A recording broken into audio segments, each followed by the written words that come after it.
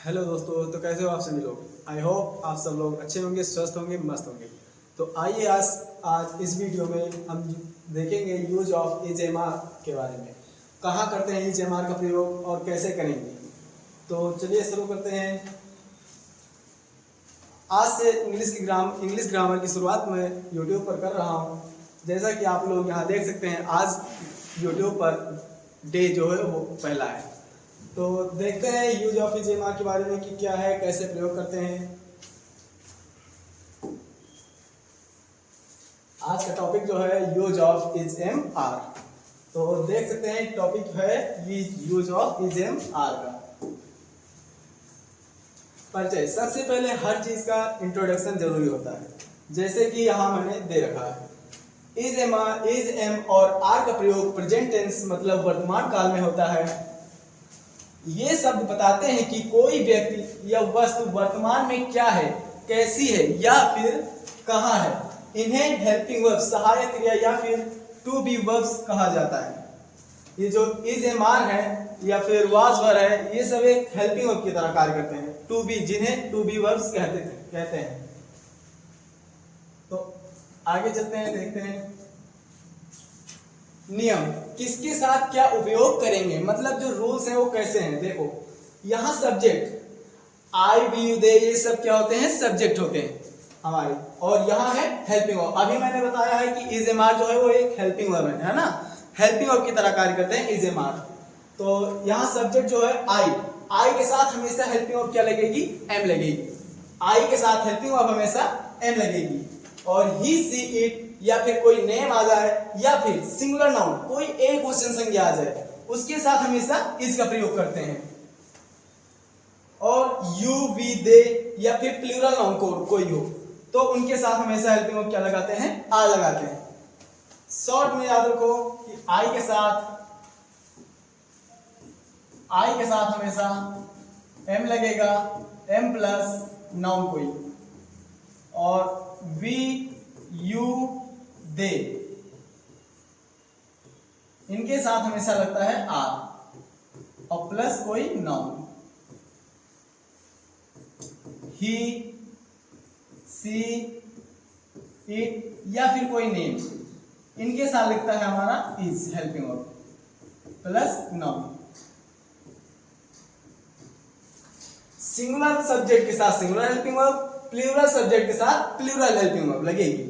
तो आगे देखते हैं एग्जांपल किस तरह के हैं, आते हैं इसमें विस्तार से समझे, है ना, डिटेल ब्रेकडाउन। एम का प्रयोग कहाँ करना है, जैसा कि मैंने अभी बताया, एम का प्रयोग कहाँ होता है, सब्जेक्ट आई के साथ है ना। प्रोनाउन जो आई है, आई के साथ क्या लगता है, एम लगता है। इसका प्रयोग केवल आई मतलब मैं के साथ होता है। उदाहरण जैसे आई एम अ स्टूडेंट, है ना, I am a student, I am a student, मैं एक छात्र हूं। जैसे कह दिया जाए मैं एक अध्यापक हूं, मैं एक अध्यापक हूं। तो सबसे पहले अभी मैंने बताया है कि सबसे पहले प्रोनाउन लिखा जाता है जिसे सब्जेक्ट बोलते हैं। तो मैं के लिए इंग्लिश में क्या बोलते हैं, आई। अभी यहां देखो लिखा भी हुआ है कि आई मतलब मैं, तो मैं के लिए आई हो गया। और आई के साथ अभी बताया है हेल्पिंग वर्ब क्या लगती है, एम लगती है। तो आई के साथ क्या लगा दिए, एम लगा दिए। मैं हूं क्या हूं, तो एक अध्यापक, एक के लिए क्या लगेगा अ, और अध्यापक के लिए क्या होता है, टीचर बन गया। आई एम अ टीचर, मैं एक अध्यापक हूं। I am happy today, I am happy today, मैं आज खुश हूं। जैसे कह दिया जाए मैं आज बीमार हूं, मैं आज बीमार हूं। तो इसका कैसे बनेगा, देखो मैं के लिए अभी बताया है क्या होगा, आई होगा, ठीक समझ गया। मैं के लिए क्या होगा, आई, और आई के साथ क्या लगता है, अभी मैंने बताया है कि एम लगेगा। आई के साथ एम का प्रयोग करते हैं। तो आई एम क्या हूं, बीमार हूं, तो बीमार के लिए क्या होगा, इल होगा। इल कर दो या फिर सिक कर दो, जो भी याद हो।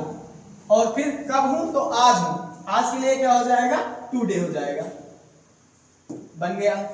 आई am ill today, I am ill today, तो आशा करता हूं कि एम का प्रयोग कहां करना है समझ गए होंगे।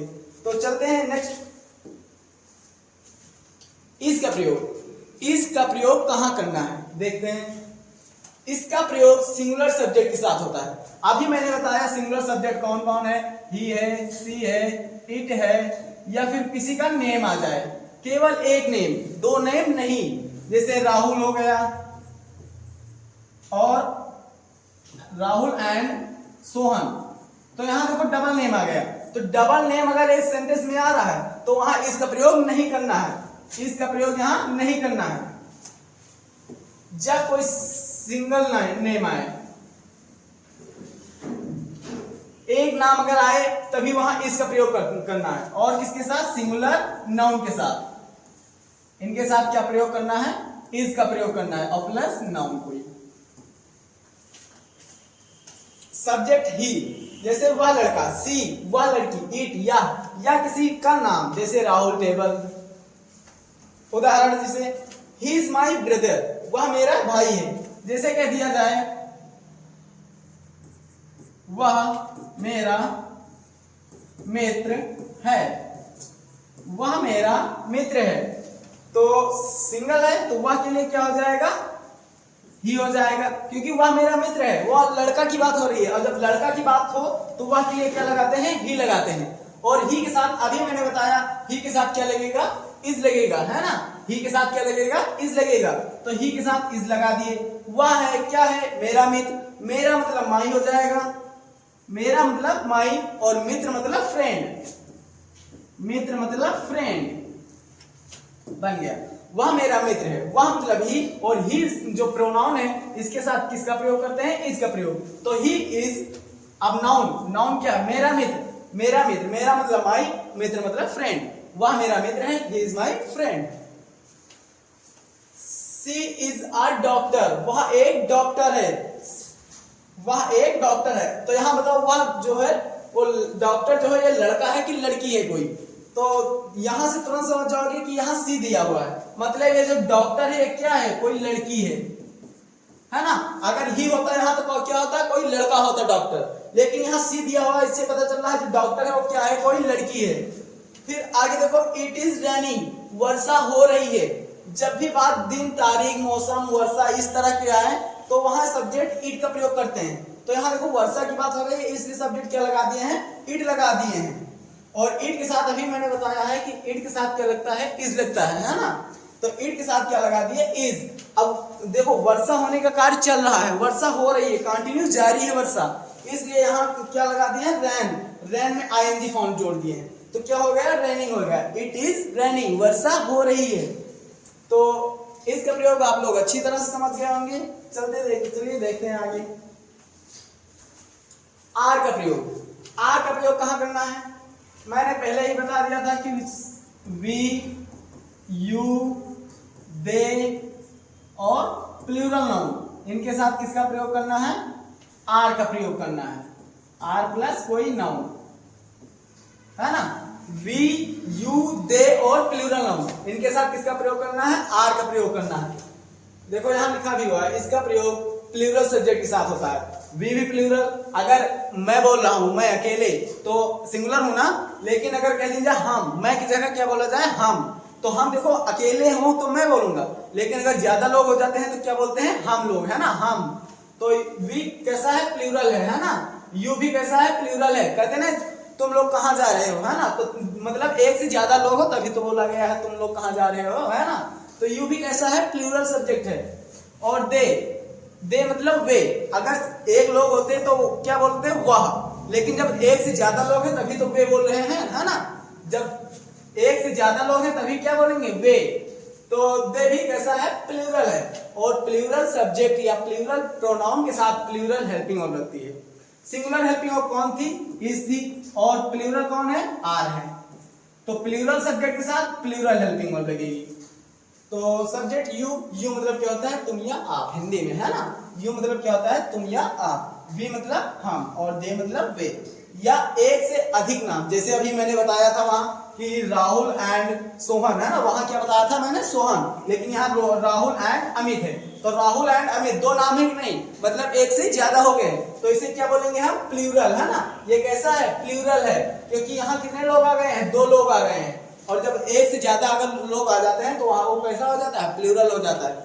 तो देखो यहाँ जैसे एग्जाम्पल में दिए हुआ है, you are intelligent, you are intelligent, you का मतलब अभी मैंने बताया क्या है, तुम, तो यू आर इंटेलिजेंट मतलब तुम इंटेलिजेंट हो, मतलब बुद्धिमान हो, है ना, यू आर इंटेलिजेंट, इंटेलिजेंट के जगह और क्या कर सकते हो, वॉइस, है ना, वॉइस, यू आर इंटेलिजेंट या फिर वॉइस, इसका मतलब भी क्या होता है, बुद्धिमान होता है ना, तो चाहे ये करो दोनों सही है। तो यू आर इंटेलिजेंट मतलब तुम बुद्धिमान हो, जैसे कैसे जाए, वे मेरे मित्र हैं, वे मेरे मित्र हैं, तो वे का मतलब क्या लिखना है, दे लिखना है, समझ गए, वे का मतलब क्या लिखना है, दे लिखना है, और दे के साथ अभी बताया है क्यों क्या लगेगी, आर लगेगी, ठीक, दे के साथ क्या लगेगी, आर लगेगा, तो दे आर मेरे मित्र, मेरे मतलब माई, और मित्र मतलब फ्रेंड। अब यहाँ एक बात ध्यान देने वाली है, यहाँ फ्रेंड, फ्रेंड क्या सही है, सही है, बस यहाँ क्या लगाना पड़ेगा, एस, क्यों लगाना पड़ेगा, क्योंकि मेरा मित्र एक नहीं है, बहुत सारे हैं, इसलिए यहाँ का क्या लगाना पड़ेगा, फ्रेंड्स, है ना, एस लगाना पड़ेगा, एस या ईएस, जब सिंगुलर को प्लूरल बनाते हैं तो उसमें एस या ईएस जोड़ते हैं, जैसे कि बॉय है तो बॉय सिंगुलर है, एक है, लेकिन अगर कह दिया जाए बॉयज तो यहाँ देखो ज्यादा हो गया कि नहीं, यहाँ मतलब एक लड़का, लेकिन यहाँ एक से अधिक लड़का। उसी तरह जैसे बॉल, तो बॉल मतलब कोई एक गेंद, है ना, लेकिन कह दिया जाए बॉल्स तो मतलब इसका मतलब है बहुत सारी गेंदें, है ना, एक से ज्यादा, मतलब जब एक से ज्यादा अगर होती हैं तो उसमें एस या ईएस जोड़ना पड़ता है। आगे देखो एग्जांपल दिया हुआ है, we are friends, we are friends, we मतलब हम, आर, वी के साथ देखो यहाँ लिख भी दिए हैं, वी के साथ क्या लगता है, आर लगता है, तो वी आर फ्रेंड्स, फ्रेंड्स मतलब मित्र या दोस्त, है ना, तो देखो वी के साथ ज्यादा लोग हैं ना दोस्त, इसलिए यहाँ क्या लिखा हुआ है, फ्रेंड्स, तो वी आर फ्रेंड्स, हम दोस्त हैं। आगे दिया हुआ दे आर प्लेइंग, दे मतलब वे, अभी मैंने बताया दे मतलब वे, तो दे आर, और दे के साथ क्या लगता है, दे के साथ क्या लगता है, अभी आर लगता है, तो दे आर प्लेइंग, खेलना का क्या होता है, प्ले होता है ना, खेलना का क्या होता है, प्ले, लेकिन खेलने का कार्य चल रहा है अभी, है ना, वे खेल रहे हैं, मतलब चल रहा है खेलने का कार्य, इसलिए क्या लगा दिए, आईएनजी, आईएनजी फॉर्म जोड़ दिए उसमें वर्ब में, है ना, तो दे आर प्लेइंग, वे खेल रहे हैं।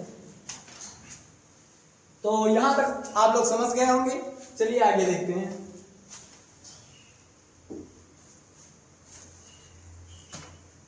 चार नंबर जो कि बहुत इंपॉर्टेंट है, वाक्य संरचना, सेंटेंस स्ट्रक्चर, सेंटेंस का स्ट्रक्चर कैसे होते हैं, है ना, सेंटेंस 4 टाइप के या फिर 3 टाइप के, 7 टाइप के भी होते हैं, है ना, तो मेन टेंस में जो यूज होते हैं वो 4 टाइप के, एक होता है पॉजिटिव सेंटेंस, और दूसरा निगेटिव सेंटेंस, और तीसरा होता है इंट्रोगेटिव सेंटेंस। लेकिन इंट्रोगेटिव के भी कितने टाइप होते हैं, 2 टाइप होते हैं, कौन कौन, एक इंट्रोगेटिव फर्स्ट टाइप जिसका जवाब एस या नो में दिया जा सकता है ना, जिसमें हेल्पिंग वर्ब पहले आ जाती है, जैसे कह दिया जाए क्या तुम अमीर हो, तो देखो क्या तुम अमीर हो, इसमें भी मैं प्रश्न पूछ रहा हूं, क्या तुम अमीर हो, प्रश्न पूछ रहा हूं ना, मतलब ये कैसा है, इंट्रोगेटिव है, और जब इंट्रोगेटिव होता है तो क्या लगाते हैं, क्वेश्चन मार्क, है ना, जब क्वेश्चन मार्क लगा होता है तभी पता चलता है इंट्रोगेटिव है ना, क्या तुम अमीर हो मतलब मैं प्रश्न पूछ रहा हूं इसलिए क्वेश्चन मार्क लग गया, तो ये देखो एक ये हो गया। दूसरा, तुम अमीर क्यों हो, तुम अमीर क्यों हो,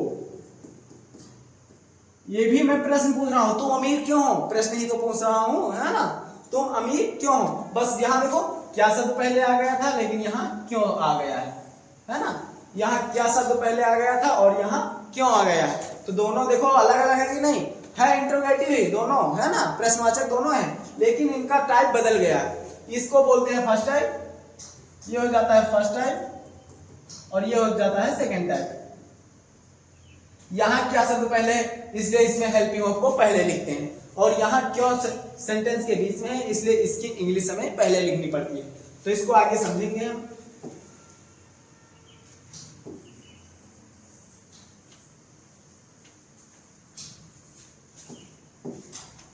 तो यहाँ देखना है पॉजिटिव सकारात्मक है ना। सकारात्मक वाक्य का रूल क्या होता है, सबसे पहले क्या लिखते हैं, सब्जेक्ट। सब्जेक्ट वही कौन, आई, वी, यू, दे, ही, सी या फिर कोई नेम है ना, यही सब सब्जेक्ट। सबसे पहले इन सबको लिखते हैं, इसके बाद हेल्पिंग वर्ब लगाते हैं इज एम आर। अब इज एम आर अभी पता ही चल चुका होगा है ना, क्योंकि अगर सब्जेक्ट आई है तो आई के साथ क्या लगेगा, एम लगेगा है ना, आई के साथ एम लगेगा। और अगर we you they, we you और दे अगर ये है तो इनके साथ क्या लगेगा, आर लगेगा है ना। और अगर ही, सी, इट या कोई नेम आ जाए तो इनके साथ क्या लगेगा, इज लगेगा है ना। तो अभी ये तीन अलग एक में ही लिखा हुआ है, लेकिन यहाँ देखो अगर सब्जेक्ट आई आ गया तो आई के साथ क्या लगेगा, एम लगेगा। और सब्जेक्ट अगर वी यू दे आ गया तो इनके साथ क्या लगेगा, आर लगेगा। और ही, सी, इट या कोई नेम सब्जेक्ट आया है तो इनके साथ क्या लगेगा, इज लगेगा है ना। उसके बाद क्या लिखेंगे, ऑब्जेक्ट लिखेंगे, ऑब्जेक्ट है ना।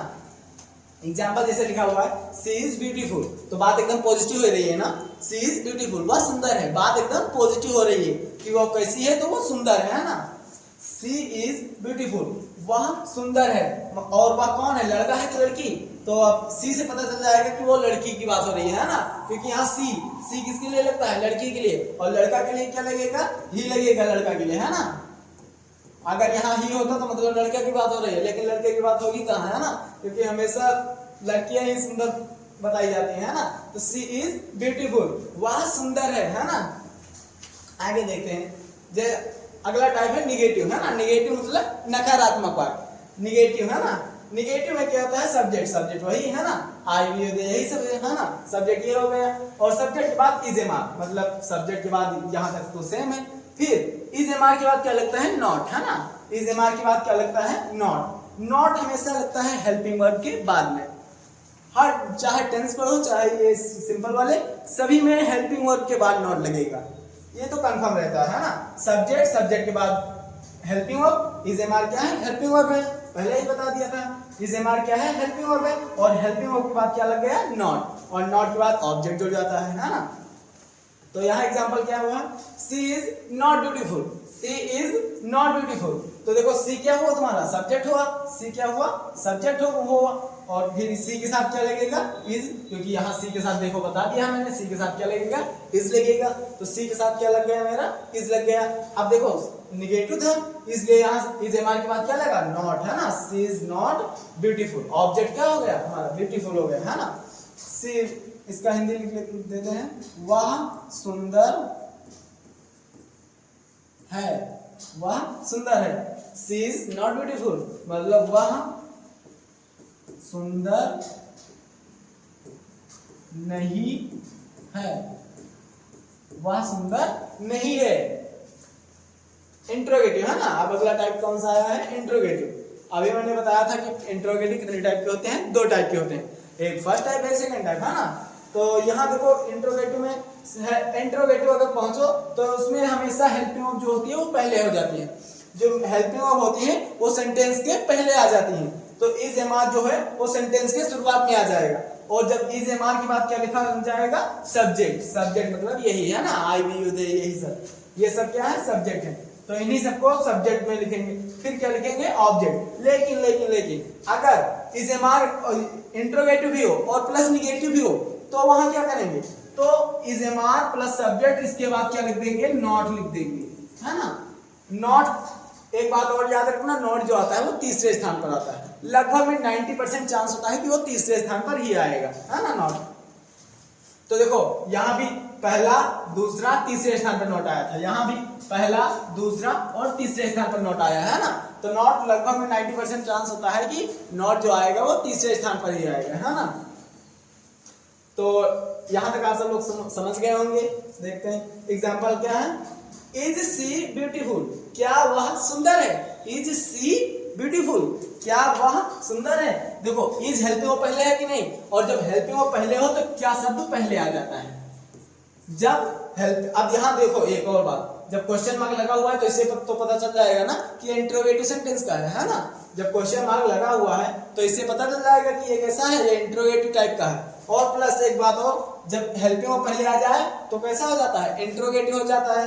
तो यहाँ देखो हेल्पिंग वर्ब इज कैसा है, एक हेल्पिंग वर्ब है कि नहीं, तो हेल्पिंग वर्ब यहाँ पहले आ गई है। और जब हेल्पिंग वर्ब सेंटेंस के पहले आ जाए तो उसमें क्या शब्द पहले जोड़ देते हैं, तो हेल्पिंग वर्ब पहले है इसलिए क्या शब्द जोड़ दिए। अब कौन, वह, है ना, तो क्या वह, इसकी बात हो रही है, सुंदर है ना, ब्यूटीफुल, तो क्या वह सुंदर है ना, क्या वह सुंदर है।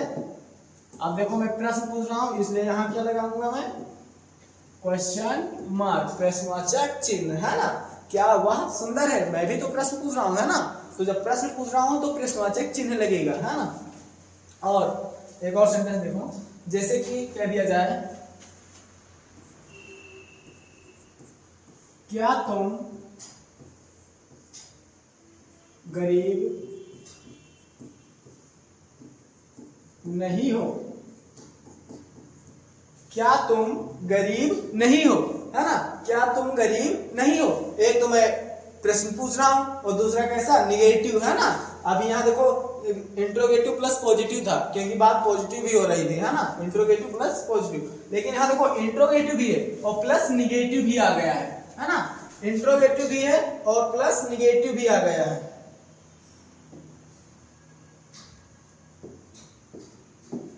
इंट्रोगेटिव भी है और प्लस निगेटिव भी आ गया है।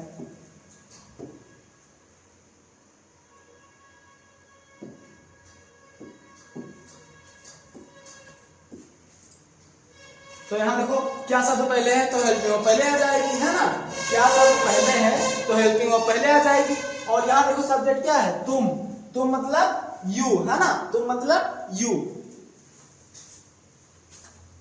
हेल्पिंग वर्ब कितनी है, 3 है, एक है इज, दूसरी एम, तीसरी आर। अब यहाँ हेल्पिंग वर्ब पहले लिखना है, इज लिखेंगे कि एम लिखेंगे कि आर, कैसे पता करोगे, है ना, यही सब तो इसमें से लिखना हमें एक ही है।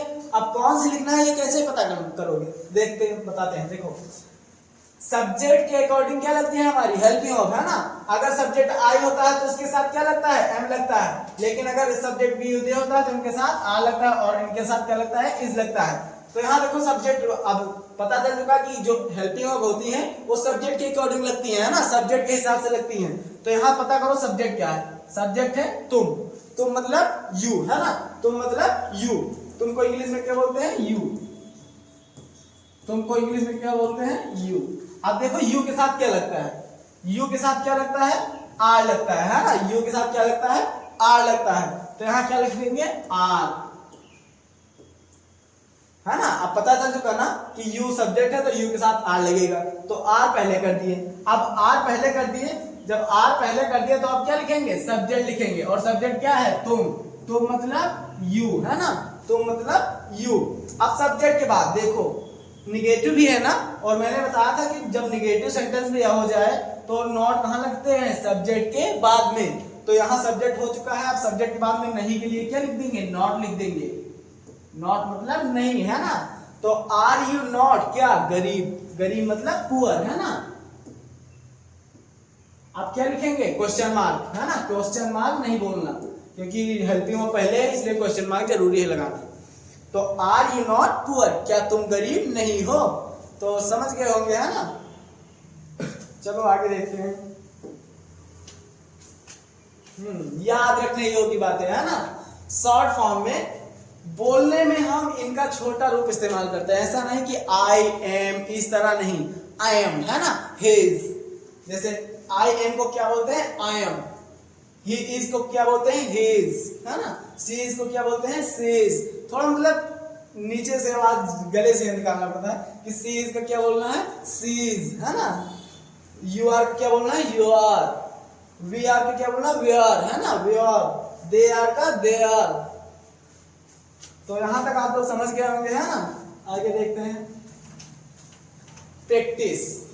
प्रैक्टिस एक्सरसाइज फॉर स्टूडेंट्स, है ना। विद्यार्थियों के लिए जो है वो प्रैक्टिस बहुत जरूरी होता है। कोई भी काम है प्रैक्टिस पर ही अच्छे से चलता है। जितना प्रैक्टिस करोगे उतना आगे जाओगे। मतलब इंग्लिश भी पढ़ना है तो प्रैक्टिस सबसे ज्यादा जरूरी है ना। हर चीज के लिए क्या जरूरी है, तो प्रैक्टिस। जितना प्रैक्टिस करोगे उतना अच्छे से कार्य करोगे, है ना। अगर इसका भी प्रैक्टिस कर लोगे तो इंग्लिश भी तुम्हारी बहुत बहुत बहुत अच्छी हो जाएगी। मतलब कि तुमसे आगे कोई निकल नहीं सकता अगर प्रैक्टिस जरूर कर रहे हो तो लगातार, है ना। और मैं जितनी भी वीडियो बनाऊंगा, जितना भी पढ़ाऊंगा तुम लोगों को, हर वीडियो में प्रैक्टिस के क्वेश्चन जरूर लिखूंगा, है ना। और यहाँ क्या लिखा हुआ है देखो, कमेंट योर आंसर। जितना भी तुम्हें पढ़ाया हूं मैं, वहां जितना भी इसमें आंसर आ रहा है सबका कहाँ कमेंट में आंसर लिखना है ना। कमेंट में आंसर लिखकर मुझे बताओ, मैं उसको लाइक करूंगा, है ना। देखूंगा, उस पर कमेंट करूंगा मैं। तो अपना जो आंसर है वो कमेंट में जरूर लिखना, है ना। जैसे आई के साथ जो है ये यहाँ क्या आएगा ये सब जरूर। और फिल क्या करना है, नीचे दिए गए खाली स्थानों को भरें। यहाँ क्या फिल करना है, इज, एम और आर, यही तो फिल करना है। तो ये तो फिल हो जाएगा ना। किसके साथ क्या लगता है ये तो मैंने अभी बता ही दिया है ना। तो लगभग ये सभी हो जाएंगे, है ना। और आंसर जरूर लिखना कमेंट में, है ना। अगर वीडियो अच्छी लगी हो तो इसको कमेंट, लाइक, है ना, लाइक, शेयर और सब्सक्राइब, चैनल को सब्सक्राइब जरूर करना, है ना। ताकि जितनी भी वीडियो मैं बनाऊं और उसको यूट्यूब पर डालूं तो सबसे पहले आप तक पहुंचे, है ना। तो मिलते हैं अगले नेक्स्ट वीडियो में, देखते हैं अगला। और हाँ, अगली वीडियो किस टॉपिक पर आनी चाहिए कमेंट में जरूर बताना, ताकि मैं उसी जो कमेंट तुम करोगे उसी टॉपिक पर वीडियो में बनाकर डाल दूंगा, है ना। ताकि तुम लोग अच्छे से पढ़ो। तो मिलते हैं अगले वीडियो में, है ना। जय हिंद।